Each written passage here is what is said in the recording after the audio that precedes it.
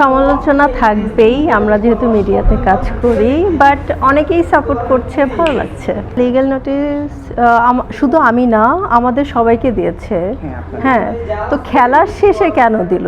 সে আসছে আসলে ভাইরাল হওয়ার জন্যই। দেখেন, ইরফান সাজ্জাদ ভাইয়া কিন্তু বলেছিল আপনারা সামনের ভিডিও করবেন না, আপনারা সামনের ভিডিও করেন, পেছনের ভিডিও নেবেন না। হ্যাঁ, আপনারা দেখেছেন কি না?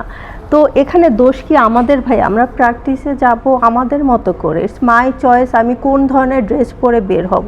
এটা তো আর টি স্পোর্টসে দেখাচ্ছে না, তাই না? এটা খেলাটা দেখাচ্ছে যখন টি স্পোর্টসে, ওগুলো কিন্তু জার্সি পরেই আমরা খেলেছি।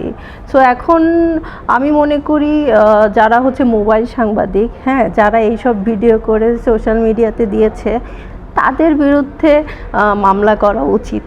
এটা তো এই লয়ারটা করবে ভাইয়া, এটা তার উচিত ছিল তাদের গণমাধ্যমের বিরুদ্ধে মামলাটা করা বা লিগ্যাল নোটিশটা দেওয়া। হ্যাঁ, সেটা না করে সে সেলিব্রিটিদের নিয়ে কেন আসছে, এটা কি কারণে? তার মানে রিজনটা তাহলে ভাইরাল হওয়ার জন্য। তাকে কেউ চিনতো না, এখন তাকে সবাই চিনে, সো দ্যাটস ওয়াই আসা। আমরা তো যখন মুভি দেখি বা বাইরের কোনো কান্ট্রিতে, ওয়াও, হ্যাঁ, সবাই দেখে oh my god what a look. But আমাদের দেশে যখন আমরা একটু হলিউড বলিউডের কাছাকাছি যেতে চাই, তখন এরা ভালো চোখে দেখে না। আসলে মেন্টালিটির প্রবলেম, আসলে এটা আসলে চেঞ্জ করা উচিত। তাহলে আমরাও আমাদের ফিল্মগুলো তখন হলিউড স্টাইলে আমরা করতে পারবো, বলিউডের মতো করতে পারবো। সো এর থেকে বের হওয়া উচিত। মুভি করার ইচ্ছা আছে, ভালো কোনো স্ক্রিপ্ট হলে অবশ্যই করব।